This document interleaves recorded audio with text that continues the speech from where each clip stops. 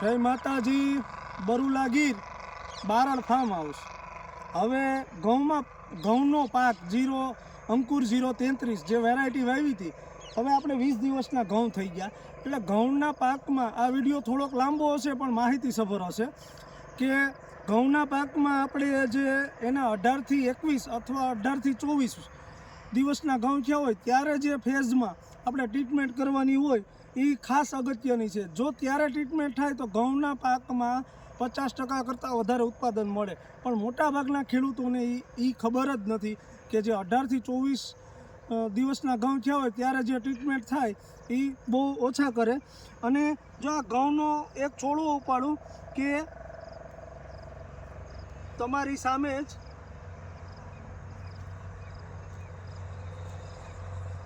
આ મુકુટ મૂળ અવસ્થા છે, જે 18 થી 21 અથવા 18 થી 24 દિવસમાં એને કહેવાય ક્રાઉન રૂટ ઇનિશિએશન, મુકુટ મૂળ અવસ્થા.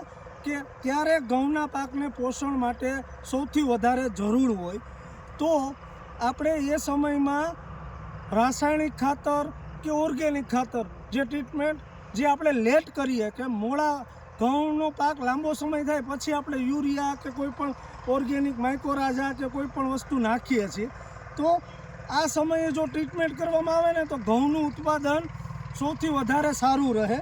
અને આ એક મેં મારી જાતે જ આ યશબીજ સોઇલર છે, એ નેચરલ ઓર્ગેનિક પ્રોડક્ટ છે. જો કે આપણે આ યશબીજ કંપનીના કોઈ પ્રચારક છે નહીં, એટલે મેં મારી જાતે જ મગાવ્યું છે. અને નેચરલ ઓર્ગેનિક પ્રોડક્ટ છે આખી. આમાં હ્યુમિક એસિડ હોય 98% અને પ્યોર ઓર્ગેનિક. એ હું મારા ઘઉંનો પાક છે એમાં 4 ક્યારામાં આ હું અખતરો કરીશ અને આનું રિઝલ્ટ કેવું છે આ વિડીયો મૂક્યો. આજ પછી 16 દિવસ પછી પાછો કે આનું રિઝલ્ટ કેટલું, બીજા ઘઉં 4 ક્યારા આ પહેલાં શરૂઆતના છે એને બાદ કરતાં બીજામાં ને આમાં કેટલો ફેર પડે એને હું મારા ખેતરમાં નાખીશ. યશબીજ સોઇલર નેચરલ ઓર્ગેનિક પ્રોડક્ટ છે અને એમાં હ્યુમિક એસિડ હોય. ઘઉંના પાકમાં હ્યુમિક એસિડ, માઇકોરાઝા, અને જો રાસાયણિકની વાત કરીએ તો યુરિયા તો મોસ્ટ ઓફ બધા નાખે જ છે. તો આ રેતીમાં મિક્સ કરી અને હું આ 1 કિલોનું પેકિંગ છે હું 4 ક્યારામાં કરીશ. મારે લેન્થ 550 ફૂટ છે લંબાઈ મારા ક્યારાની. એટલે હું આ 4 ક્યારામાં આ યશબીજ સોઇલર અને બીજું એક છે માઇકોરાઝા બાયો ફર્ટિલાઇઝર, કે માઇકોરાઝા છે એ અને બે રેતી સાથે મિક્સ કરી અને તમારી સામે જ એને નાખીશ. અને પછીનો 16 દિવસ પછી આ એકદમ ઓર્ગેનિક યશબીજ સોઇલર છે, ઓર્ગેનિક. જો તમે જોઈ શકો છો આ યશબીજ સોઇલર છે આખું. અને આપણે કંઈ આના પહેલાં નથી, આને મિક્સ કરી દેવાનો આ રીતના. અને બને ત્યાં સાંજનો સમય હોય ત્યારે નાખો તો વધારે સારું. રેતી સાથે મિક્સ કરીને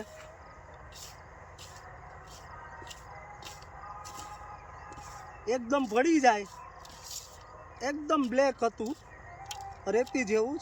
અને એની સાથે આ ઓર્ગેનિક બાયો ફર્ટિલાઇઝર જ છે માઇકોરાઝા, કે રૂટમાં કામ કરે, એ પણ હું નાખીશ.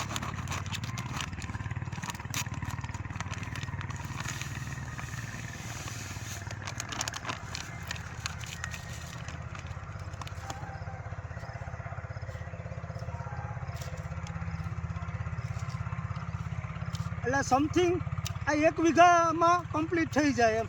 આ 1 વીઘામાં થઈ જાય. અને સાંજનો સમય છે અત્યારના. હવે હું આ વસ્તુ નાખીશ અને એ 16 દિવસ પછી ઘઉંનો ગ્રોથ એનો પણ વિડીયો મૂકીશ કે આ યશબીજ સોઇલર નાખ્યું અને આ હું નાખું જ છું. આ રીતના આમ છંટકાવ જ કરવાનો હોય, બીજું કંઈ હોય જ નહીં. એમ તમે આ જોઈ શકો. આ રીતના તમે વાવણીયું લઈ લો, ડોલ લઈ લો, તગારું લઈ લો. આ રીતના 4 ક્યારામાં રેતી સાથે મિક્સ કરી દઈ અને એનો છંટકાવ કરીશ. અને 16 દિવસ પછી એનો હું વિડીયો અપલોડ કરી આ મારા 4 ક્યારા છે, તમે જોઈ શકો. આ 1, આ 2, આ 3 અને 4. એમ બેક સાઈડમાં નારેડીથી શરૂઆત થાય બસ. અને આ બાજુ લેન્થ એટલી છે. 16 દિવસ પછી આ યસ બી સોઇલરનું કેવું રિઝલ્ટ મળે ને એનો પણ વિડીયો મૂકીશ. જય માતાજી.